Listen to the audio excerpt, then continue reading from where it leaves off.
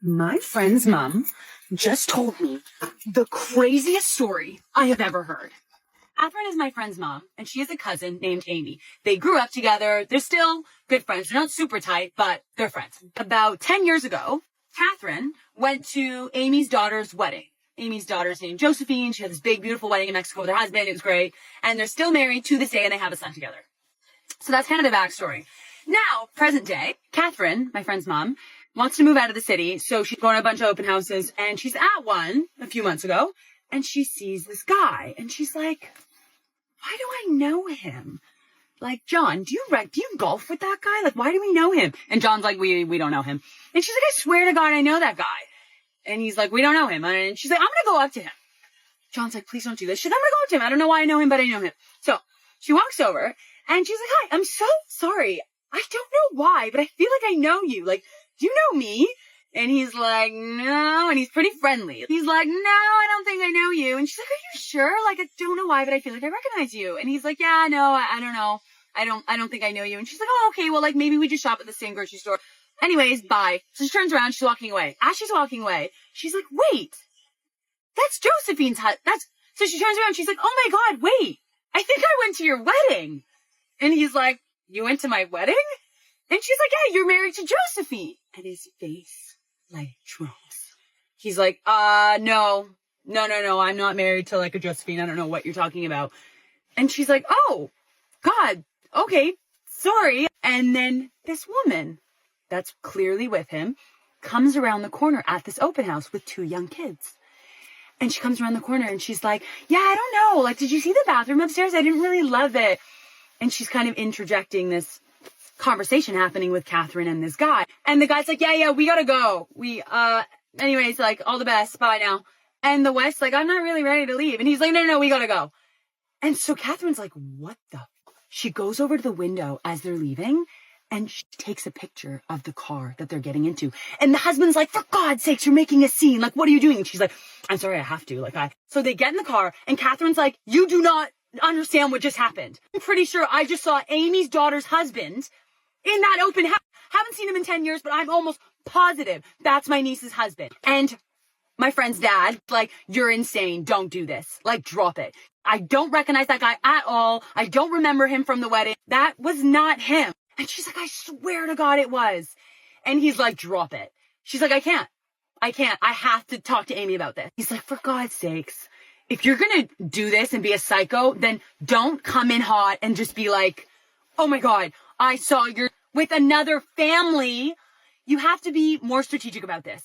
So ask her to show you photos of identify that this is the right person. We're literally solely basing this off your memory from 10 years ago. Like, are you joking? So she's like, okay, fine. That's what I'll do. So she calls her cousin. Hey, do you want to get together? Yeah, sure. Why not? I haven't seen you in a while. So they go the next week and they're sitting there at lunch. And Catherine's like, oh my God, my daughter's friend is getting married. And I remember I loved Josephine's dress. Do photos of the wedding. And the mom's like, oh my God, yeah, on my email. I can pull them up. So she's showing the photos. And eventually the husband comes up. It's the guy. Right there. Catherine's like, holy shit, that's the guy. So immediately she's like, Amy, we're about to have a very honest conversation. I was at an open house with John, my husband, the other day, and I saw Josephine's husband with another woman and two children. And Amy's like, I'm sorry, excuse me? I don't know what you're talking about. And she's like, I know this sounds insane, but I needed to see his face before I told you. I don't know what to tell you. Like, this is what I saw. And it didn't feel like he was helping a colleague. They were there buying a house. And Amy's like, you've lost it. Like, I don't know what you're talking about. My daughter is happily married with a child. She's like, I know, but I had to tell you. And she's like, I'm sorry, I don't believe you. Catherine's like, do you happen to know what kind of car he drives? And she's like, yeah. And she's like, well, I did take a picture of his car. And Amy's like, okay, fine. Show me this bloody picture. So she's like, this is the car. And she's like, holy shit. That's his That's his car. And she's like, yeah, I know. Like, I'm telling you, they're the same person. And she's like, okay, I need to go home and talk to my husband. I need to digest this. I'm back for part 2. You figure out what these women do. Okay, stop.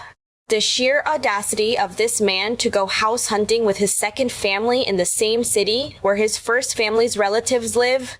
That is a level of delusion I cannot even fathom. Catherine is officially an FBI agent in my book. Most people would just be like, oh, he looks familiar, and walk away. But no, she marched right up to him. The fact that he tried to gaslight her straight to her face? I don't know, Josephine. Sir, you married her in Mexico. And the absolute MVP move of going to the window to snap a picture of his license plate? We love a woman who secures the evidence. But my heart actually breaks for Amy. Imagine sitting at lunch, reminiscing about your daughter's beautiful wedding dress, and then your cousin pulls out a photo of a car and shatters your entire reality. It is so incredibly hard to process that someone you welcomed into your family is capable of living a complete lie. Amy's denial is totally a trauma response. You don't want to believe that your daughter's life is a sham. I desperately need a part 2 to see how they confront this guy because he is trapped. Speaking of the audacity of people operating in broad daylight, let's pivot from a cheating husband to someone who just wants to make a barista's life a living nightmare. I told a rude customer I didn't ask for her opinion, and she yelled at me and dropped the F-bomb in front of her child. So a customer made me cry at work today. So fun. That hasn't happened to me in a really long time, but my manager said I should make a story time. But the way she was behaving is so absurd that I feel like people are gonna think I'm lying or exaggerating, but like, no, this happened. I promise you, none of this is exaggerated. So for context, I was working by myself at this time, and this mom and daughter comes in, and the mom is already looking like pissed. I don't know why. She's like, what do you want? What do you want to order? Yeah, and I'm like, whatever. A lot of parents hate their kids. None of my business. And we have this special promotion going where you can get a $2 milk tea, like black milk tea, but that's the only thing. That's $2, just that. And she comes up to order and she says, like, can I get a black milk tea, strawberry matcha, honeydew milk?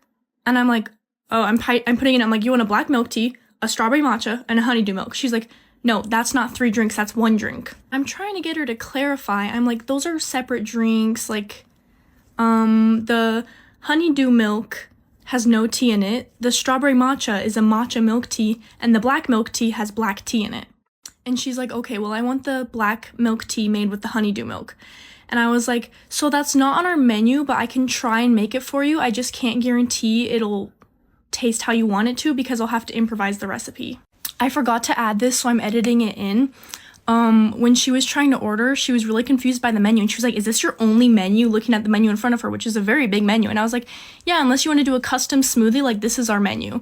And she was like, you know what, we're not going to order right now. And she was like saying to her daughter, are you sure you want to eat here? Her daughter's like 6. Are you sure you want to get Boba here? We should go somewhere else, yada yada. And the daughter's like, no, it's fine, I know what I want. And the girl's like, this menu's too complicated. I'm like, if your 6-year-old can understand it, I hope you can too. But anyways, she walks away and loudly says to her daughter, like, it should not be this hard to order. It has never, ever been this complicated ordering anywhere, ever. Like, she wasn't saying it to my face, but she was saying it loud enough so I would hear. And it's like, obviously you're not caring that your 6-year-old hears. Like, you're saying it because you want me to hear. So she lets someone else go in front of her because she's not ready to order. And it's another mom and daughter, and they order 1 drink and 1 waffle. So I start making the drink, and I'm like, I'm going to wait to make the waffle because, I have to take this girl's order. So I set the drink up, and then I go back to taking her order. And she just keeps going on about all this crazy menu stuff, and I'm like, girl, what are you even saying? And she's basically saying, like, I was here the other week and they made it for me. But then she kept saying, oh, well, the other boba shop does this for me.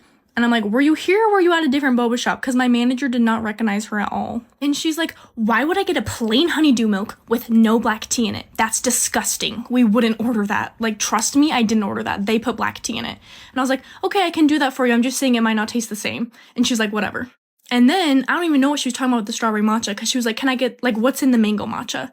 And I was like, it's mango milk with matcha on top. And she goes, that sounds literally disgusting.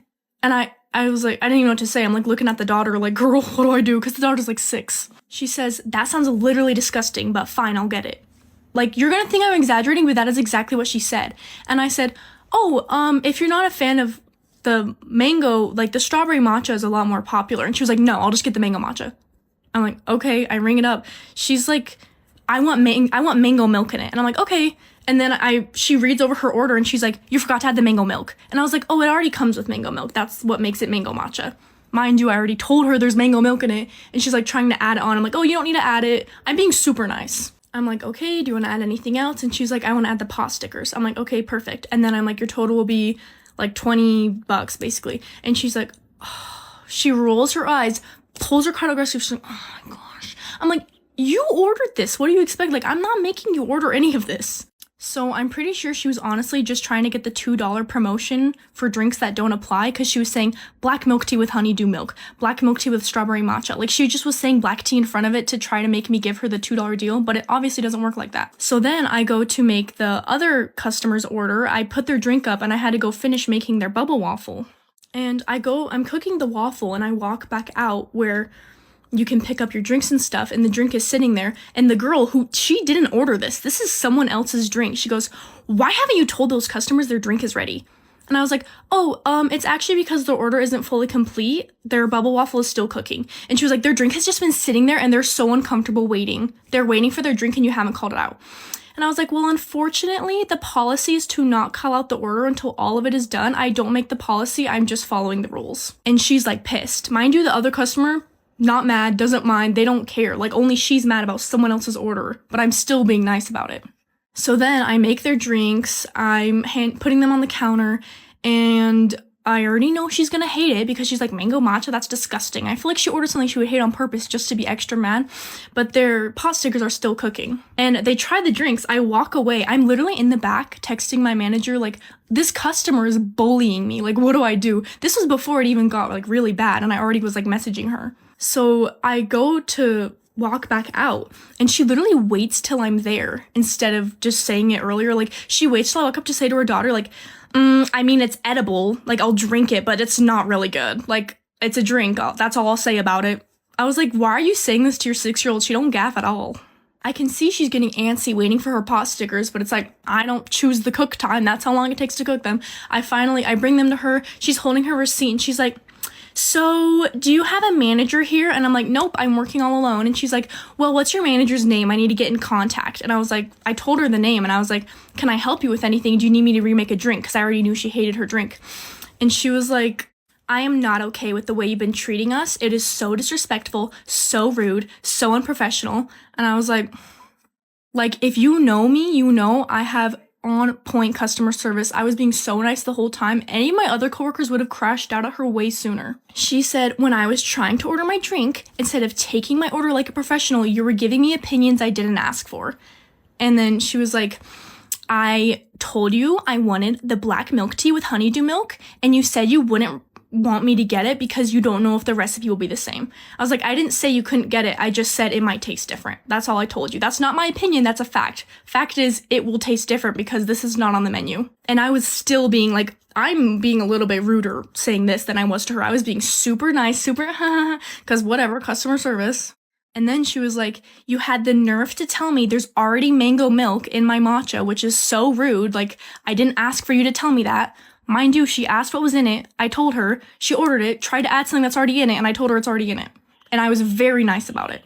And I said, okay, I'm sorry you feel that way. I didn't mean to come off that way. Have a great day.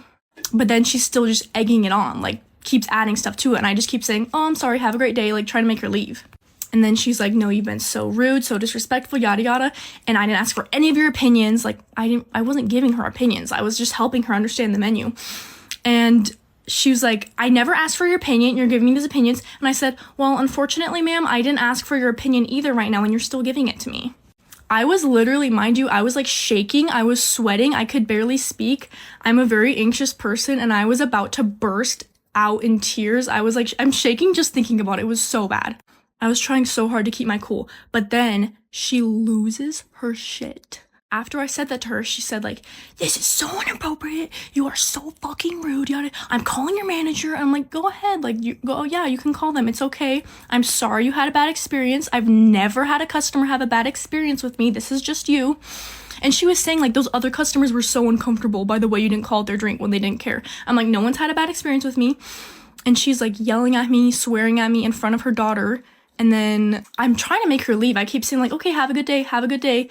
Like basically telling her to leave. And then she goes, yeah, I will. And I hope you have the exact day you deserve. And I said, okay, I will. Thank you. Anyways, the second she walked out, I literally burst into tears. Like, I don't know how I held it together because I'm very sensitive to being yelled at.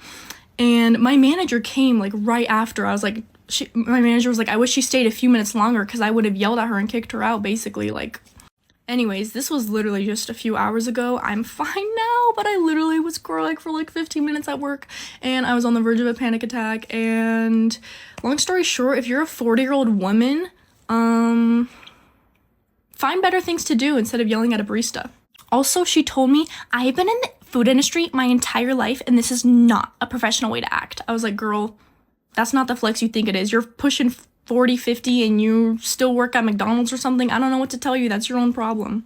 I physically cringed watching this. If you have ever worked in food service, you know exactly what this feels like. This woman came in already mad at the world, probably mad at her own kid, and decided that this poor barista was going to be her emotional punching bag for the day.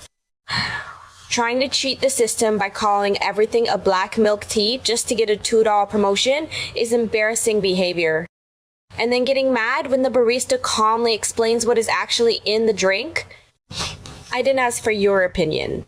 Lady, explaining the literal ingredients of a menu item is not an opinion, it is the fundamental reality of the universe. And dropping the F-bomb in front of your 6-year-old child over some mango milk? That is wild. I am so proud of this barista for standing her ground and saying, I didn't ask for your opinion either. Yes, put her in her place. No one gets paid enough to be spoken to like that. But honestly, dealing with a terrible customer for 10 minutes is one thing. Being manipulated by your own employer for 8 months, that is a whole different level of toxic. So I got fired today, and I was lied to, manipulated, and led on for 8 months, and I want to talk about it. Obviously, while I was working, I never wanted to talk about this on here because I didn't want to lose my job. But obviously there's nothing left for me to lose now, so might as well talk about it. I do want to shed light on some major red flags that I ignored because I was naive and excited to have a job right after graduating. So if I can help one person, that's all that really matters. Story starts in May of 2025. I graduate college, move home at the end of May, apply to multiple jobs. I hear back from a company right away. They want to interview me, set up an interview. I get the job. There's already immediate red flags before I even worked one day at this company. There was a red flag during the interview process and a red flag with my offer letter. During my interview process, I was interviewing for an assistant position. Halfway through the interview, Jeff, who ended up being the person that was training me, started calling it an internship. I said, can I please get some clarification on what job I'm interviewing for? I applied for an assistant and you keep saying internship. He says, because of your lack of experience, we're going to make you an intern for 3 months. You're going to be working 4 days a week, 8 hours a day. And then after those 3 months, we're going to make you permanent. I was like, you know what? Makes perfect sense. It was a red flag that halfway throughout the interview, they decided to change what I was interviewing for. I've never really heard of that. Then I do 2 more interviews with Stephanie, who ended up being my director, and the COO. 3 interviews go well. They extend me the offer and they send over my offer letter. Now, there's immediate issues with the offer letter that I was so naive to it. I almost want to go back in time and shake myself and be like, how do you not notice these? So in my offer letter, it said nothing about becoming permanent after 3 months. It said nothing about my hours. It said nothing about the days of the week I'm going to be working. And it also specifically said anything verbally agreed between you and the company is not legally binding by the company if it's not in this letter. So that also was like, what? Again, I was just so excited to have gotten a job. I signed the letter and I start working June 17th. Now, for my first 2 weeks, Jeff was training me. Everything was going well. There were a lot of times throughout the day where I felt like I wasn't really doing much, but I was like, you know what? I'm still new. There's not really much for me to do other than learn. Whatever. Those 2 weeks were the only time that I ever worked 4 days a week, 8 hours a day, my whole 8 months of being there. After those 2 weeks, me, Stephanie, and Jeff have a meeting. Stephanie kind of says, you know, it's really slow right now. It's the summer, so it is kind of hard to train you in things. We're going to cut your hours just so that you're not wasting your time sitting here doing nothing and that when you are here, you're actually learning. They always phrased it in a way to make it look like they were helping me out and having my best interest. Now we get to August. By this point, Jeff is acting like my full-on manager, although he is not. I have little to no contact with Stephanie because she's either out of office on the few days that I'm in the office or she's working from home. I get an assignment to do at work. essentially I had to make a rough draft of a memo that was going out to the entire company. But Jeff told me you can make as many mistakes as you want. It could be as messy as you want. I just need like a rough draft so we can kind of brainstorm some ideas of how we want it to look. So I did exactly that. I think I might have spelled a couple things wrong, honestly, but I did just want to show you so you had an idea of what I'm thinking. This is not the finalized version. I fully said that to him. He says, oh, perfect, no worries. You could just send it to me. I don't care if there's typos. I just want to see like the idea that you have for the design. Get a meeting on my calendar between me, him, and Stephanie the next day, which was kind of out of the ordinary because we never really had meetings. Like, again, I told you me and Stephanie barely spoke to each other at this point. In my head, I'm like, you know what? My 3 months is going to be here soon. Maybe it's in regards to that. Stephanie starts off the meeting by saying she's really happy that I've been helping out. She wants to know how I'm feeling. And I essentially tell her anything that I've been trained in, which was really only one thing. I said I am very confident with. I know I've been getting a lot of busy work because you guys keep saying there's not a lot of work for me to do, but I am really wanting to learn more. I'm really hoping that I can do that within the next month, as you are supposed to be making me full-time come September. Stephanie says, I want to be transparent. We are openly interviewing for the assistant position. I said, I'm confused. I thought I was supposed to be the assistant within a month and a half. She says, well, you have lack of attention to detail, so we might need to look in another direction. I said, can you please explain what you're referring to? I have no idea what you're talking about. She says, you made so many typos in a memo that was supposed to go out to the whole company that we really need to cut back your work until we know that you're not going to make those mistakes. I said, if you're referencing the memo that Jeff told me to create, he told me to make an extreme rough draft. He didn't care if there was typos, if the design wasn't perfect. He just wanted to see what I was thinking. Now, Jeff is sitting there quiet, not saying a word, and she says, well, we really just need to improve attention to detail. I don't really care what the story is. So that was another red flag that she wasn't believing me and just going off of what Jeff said. Then it's September. Obviously, I kind of have an idea that I'm not going to be becoming full-time now because I've barely learned anything. I really would like my hours to increase so that I could actually dedicate time to learning and I don't have to do busy work all the time. They say, you know what, we've just been so busy, we're starting reviews, we'll have you come in and really just work on the reviews, but it can only be 2 days a week. And I'm like, doesn't really make sense, but again, I didn't want to rock the boat, so I agreed to it. So from September to December, it was essentially the same thing every day. I was working 2 days a week, I was doing reviews and busy work. And each passing week, I would ask Jeff, can I please get more hours? Can I at least have set days? Like, I need to be able to know when I'm working so I can plan my life. Again, I was an intern, so I had no benefits. I kept saying I don't understand why I'm not working. He kept saying the reviews are just so busy, I don't have time to teach you anything, and that's not fair to you. They always phrased it in that way. January rolls around, it's the new year. I really wanted to talk to Stephanie about what's been going on because Jeff has clearly been no help, but I'm only working 11 hours a week, and I'm not learning anything. I never had a chance to talk with her, so Jeff was really my only option. And every single time that Jeff would tell me that he has no time to train me because of the reviews, I would visibly get very upset. I kind of was just going into the office, listening to a podcast, and doing my busy work. That's all I was doing. So January comes and goes, and now we're in the month of February. So at this point, I've been there 8 months and I've gotten no answers. So I'm just honestly getting more and more frustrated as each week goes by. I work 1 day in February, okay? And I posted about this 2 weeks ago. I got a phone call from Jeff and I knew it was going to be bad. He cut my shifts for 2 weeks because Stephanie was on vacation and our COO couldn't be in the office. So all of the work was going to fall on him. If you would have trained me properly, I could help you. Like, I just feel like now we both lose. You're stuck doing work all by yourself and now I have no hours. I tell him that I really don't understand what's been going on. I was told I was going to be working 4 days a week, 8 hours a day for 3 months, and I was going to be full-time. I've been here 8 months, nothing's changed. I keep trying to ask you about things, and I'm not getting a clear answer. If I'm doing something wrong, I really would rather just know so I can work on it. And because he did not expect me to stand up for myself, he wasn't prepared to say anything, so he slips up and says, the reason we cut your hours was because of attention to detail. I know you made that typo in August, and I know you haven't made any typos since, but essentially that's why we cut your hours. I said, I'm really confused because the whole time you've been telling me it's because you're busy with reviews and you can't teach me anything. Now you're telling me it's because of attention to detail? I just didn't understand. I tell him, you know, when I'm back in the office in 2 weeks, I really would like to have a meeting with you and Stephanie to discuss, you know, working here. I haven't even learned anything since July of 2025. It is February of 2026. Like, he says, absolutely, and again, I'm really sorry, blah, blah, blah, blah, blah. Flash forward to today, was supposed to be my first day back in the office. I get an email from him, basically giving me my to-do list for the day, because he was going to be tied up in meetings, which he would say all the time, which I don't believe. My phone's ringing. It's Jeff. I answer it, and he says, I've really been reflecting after our phone call 2 weeks ago, and honestly, you're right. Like, it's not fair to do to you, and due to lack of work, there's just nothing. We're going to terminate your internship. There's nothing left for you to do. Honestly, I personally find it incredibly disrespectful and unprofessional to fire somebody over the phone, especially when they were supposed to work that day. Like, we could have had an in-person conversation about it, but essentially, I was like, when can I come get my stuff? Picked up my stuff. It was a very cold interaction, but it does bother me that I never got a chance to go to Stephanie and say, I don't understand why I was lied to, saying that my hours were cut due to lack of work and reviews, but then I was told it was because I made a typo in August. Like, are you really gonna cut somebody's hours because they made a mistake? Like, I just don't understand.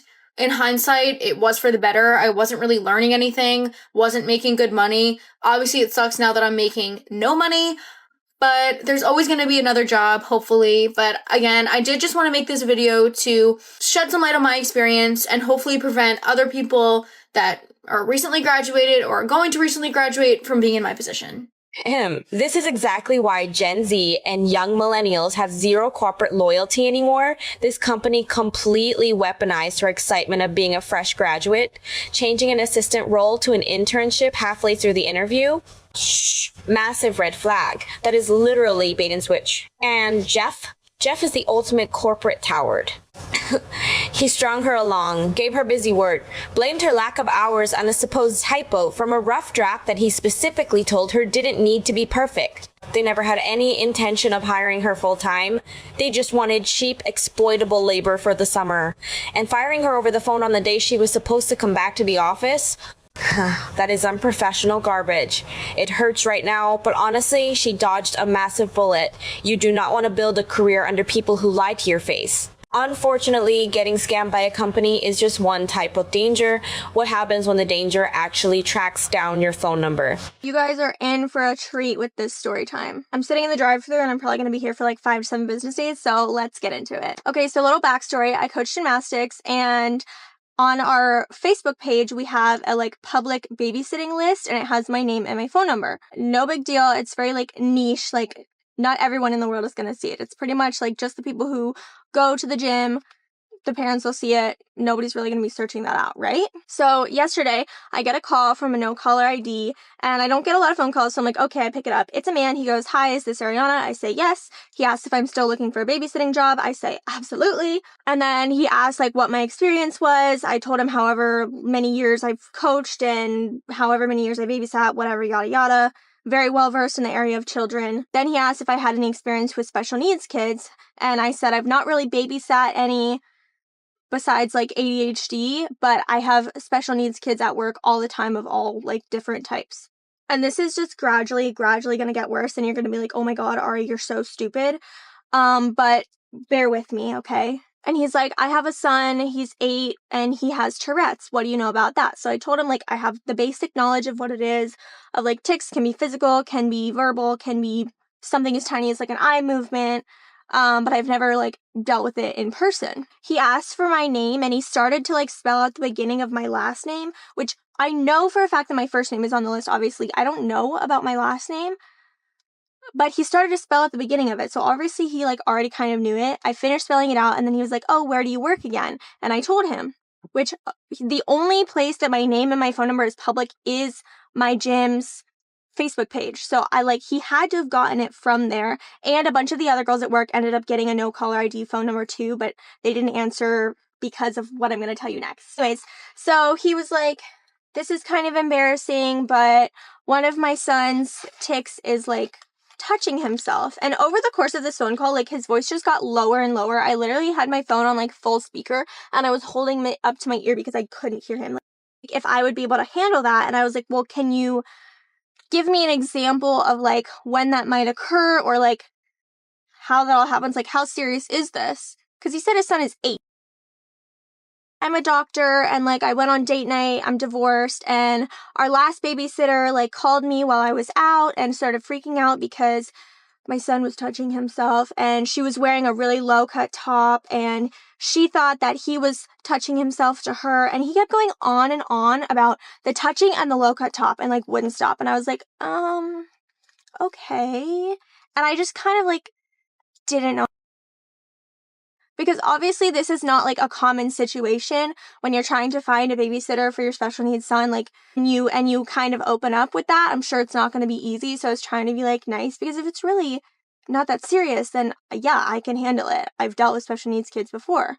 He kept going and he was like, yeah, and he's never ejaculated before, because he's like young. And I was like, okay, yeah, like that would be pretty uncommon because he's 8. And I was so uneasy at this point, but I don't know why I didn't just like hang up. I don't know. And then he again kept going and he was like, yeah, when he was younger, like I would walk into his room at night and he would be kind of like playing with himself, but you know, young boys can have wet dreams. And I was like, uh-huh, okay, like this is more information than I needed to know.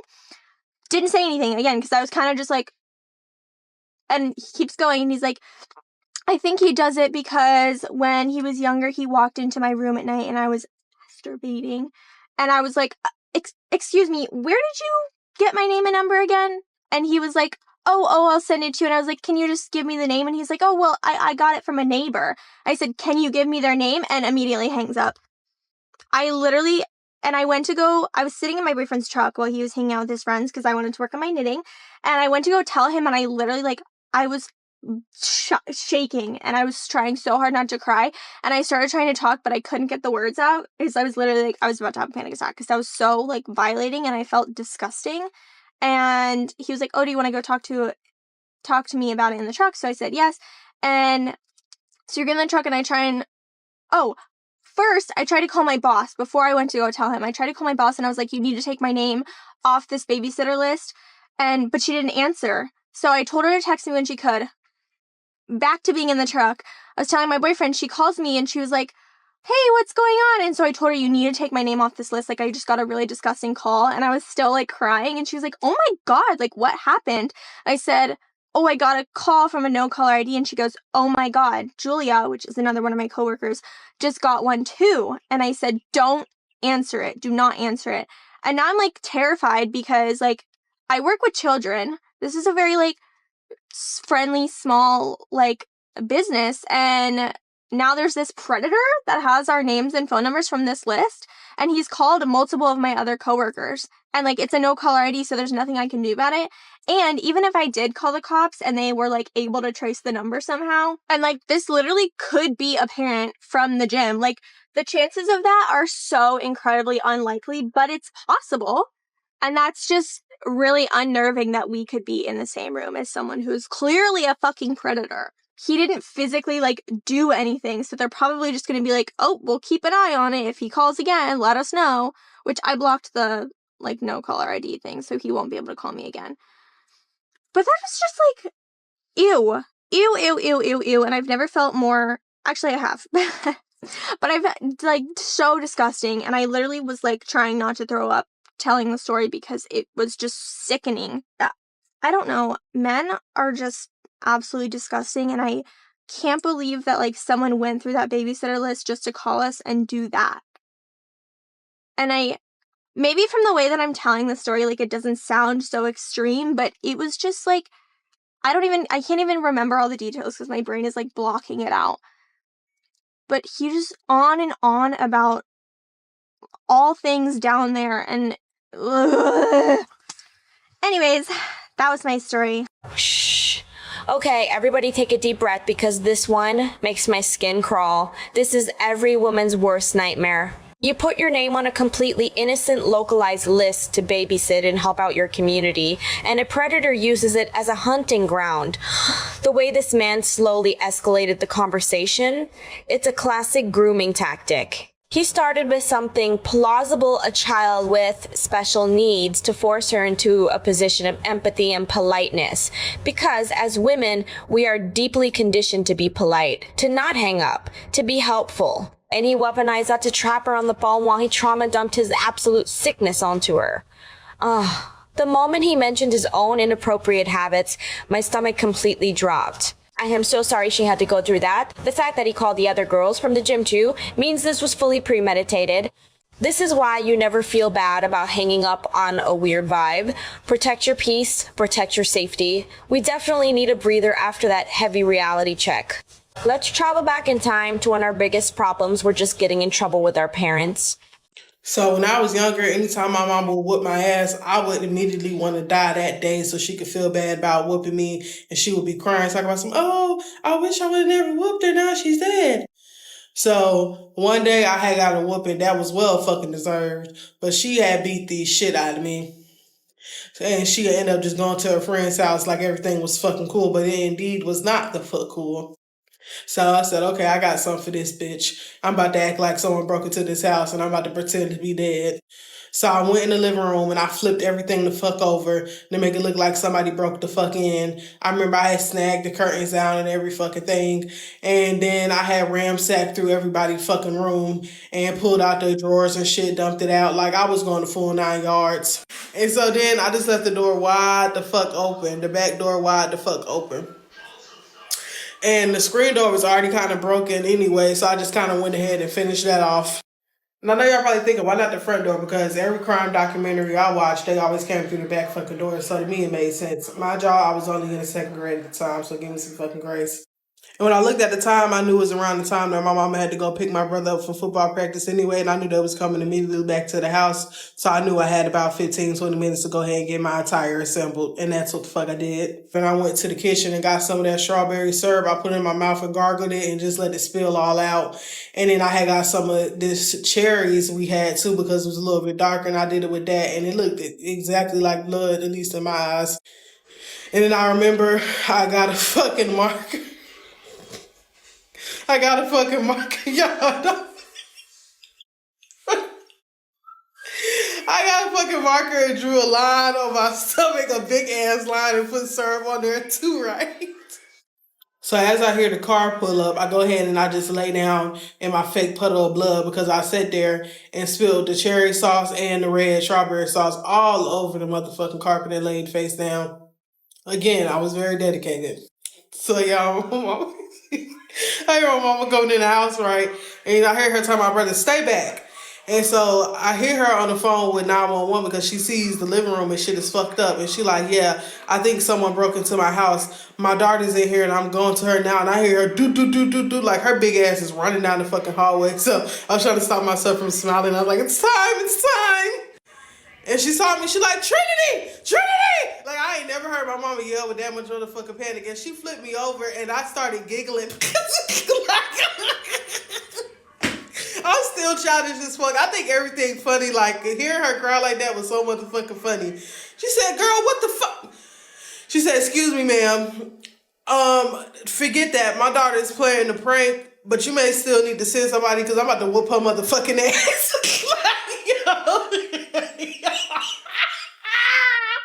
She went and grabbed that motherfucking bell. She beat the shit out of me. And I had to clean all that shit up. When she saw I broke the back door, she went and whooped my ass again, y'all. She whooped the fuck out of me again, bro. But that shit was so motherfucking funny because who the fuck did I think I was fooling? Like, and then she said when I got older, she was like, yeah, I knew something was up because it just smelled like strawberries and shit. When I came into the room, they smelled fruity as fuck. And she like, girl, your ass. She said, if you was younger, I for sure thought you was about to put me in the early grave. I cannot even breathe. What was going through her little 2nd grade mind? My mom beat me, so clearly the only logical retaliation is to fake a home invasion, and my own violent demise using breakfast condiments? The dedication to the bit is astounding. Flipping the furniture, ransacking the drawers, gargling the strawberry syrup. She was directing a whole true crime documentary in her living room. But hearing your mom drop the phone with 911 and sprint down the hallway in pure panic, that is the moment you realize you have messed up beyond repair. The relief the mom must have felt when she realized her kid was alive, instantly followed by the primal rage of having to clean strawberry syrup out of the carpet. Yeah, that second whooping was absolutely inevitable. It is terrible, but the childhood logic here is just chef's kiss. Speaking of things completely falling apart, let's talk about the wildest dating plot twists I have heard all year.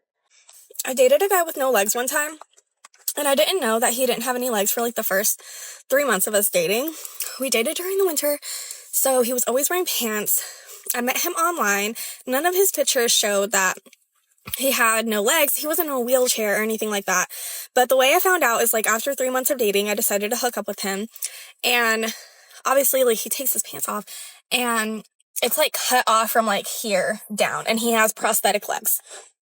So I don't say anything because I'm like, whatever, it's fine. Like, what can you say? And then halfway through like the session, one of them falls off and makes like a loud ass noise, like thumps on the freaking ground. So I'm like, I kind of stop and I'm like, do you need to put that back on? He's like, no, leave it, it's fine. His third leg was definitely there, but there was times, because this was like, I was really, really young. So there was like this one time when he spent the night and my parents, my parents didn't know. These are like Hispanic parents. So they heard some noises and my mom was like coming down the hallway. So I made him jump out the window. Like he had taken his legs off because we were chilling. So we were just chilling. I was like, you need to go. Like, you need to go out that window right now. And so like he quickly is like using his arms to kind of like get up on stuff and like jump out the window. So he jumps out. Luckily it wasn't like a far drop, but then I had to like throw his legs behind him. I felt so bad. But anyways, the relationship ended because it turned out that he had a secret girlfriend who was in a mental hospital, and she ended up getting out of the mental hospital and finding out about me and harassed me online, on like Facebook and stuff. And obviously like I was done with that. Like I was like, bro, like go get your girl. Okay, hold on. You dated a guy for 3 whole months during winter and never knew he didn't have legs? I mean, I guess if he always wore pants and walked fine, it's possible. But the leg falling off during the hookup and making a massive thump on the floor? The panic, and him just being like, no, leave it, it's fine.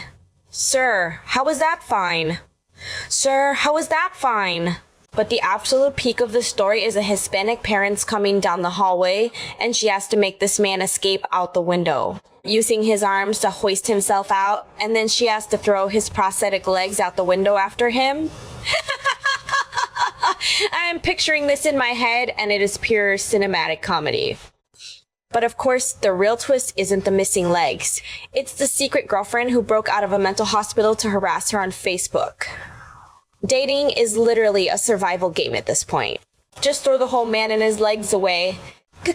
So, after sitting through all of these stories today, I think there is a profound, almost uncomfortable truth staring us right in the face. What we are really looking at here is the terrifying concept of the masks that people wear and just how deeply vulnerable we are to the illusions that others create. When you zoom out and look at the spectrum of human behavior we just witnessed, from a cheating husband to a toxic boss to a literal predator on a phone call, it all boils down to one central theme: the exploitation of our trust. Let's think back to Catherine at the open house. Remember when she saw the husband and her friend's dad completely dismiss her? He told her she was crazy, that she was making a scene. That is the exact moment where societal norms demand that we quiet down. We are taught to prioritize keeping the peace over exposing the truth. But Catherine didn't. She took out her phone and snapped a picture of that car. And thank God she did. Because the reality is, people who live double lives rely entirely on our willingness to second-guess ourselves. They bang on the fact that polite society won't confront them. The husband thought he could comfortably shop for a house with his secret second family because he assumed the world would just turn a blind eye. And we see this exact same psychological manipulation play out in the workplace. Jeff, the corporate manager, is just another version of a man wearing a mask. He used the title of an internship and the promise of a full-time job to extract labor from a desperate, excited college graduate. He weaponized a simple, rough draft a typo that he literally asked for to justify his lies. Why do we accept this? Because in the corporate world, the power dynamic forces us to assume the company knows best. We ignore the immediate red flags in the offer letter because we want the illusion of security so badly that we willingly put on our own blindfolds. But the most chilling example of this vulnerability is the phone call from the predator. Shh. This is where the mask becomes downright dangerous.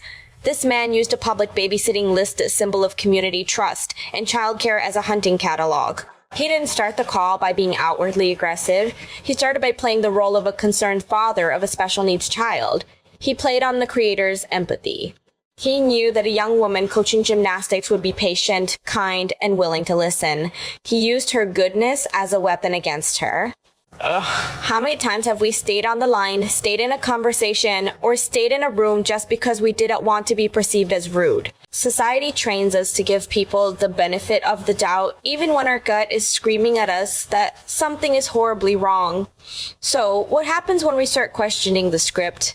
What happens when the Boba barista decides she isn't going to be a punching bag for an entitled mother who curses in front of her 6-year-old? She pushed back. She stripped the customer of her power by simply saying, "I didn't ask for your opinion either."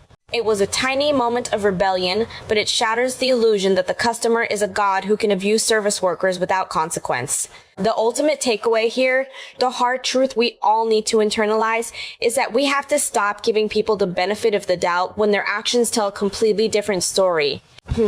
We need to be a little more like Catherine taking the photo of the license plate, and a lot less polite when a stranger on the phone starts crossing boundaries. Your intuition is your strongest defense mechanism. If a job feels like a scam, if a partner story doesn't add up, if a stranger's voice makes your stomach drop, listen to it. The masks people wear will always slip eventually, but you do not have to stick around to watch the fallout. So I have to ask you guys, which of these stories made you the most furious? Have you ever had a gut feeling about someone that turned out to be completely right? Let me know down in the comments, because I read every single one. Stay safe out there, trust your instincts, and I will see you in the next one.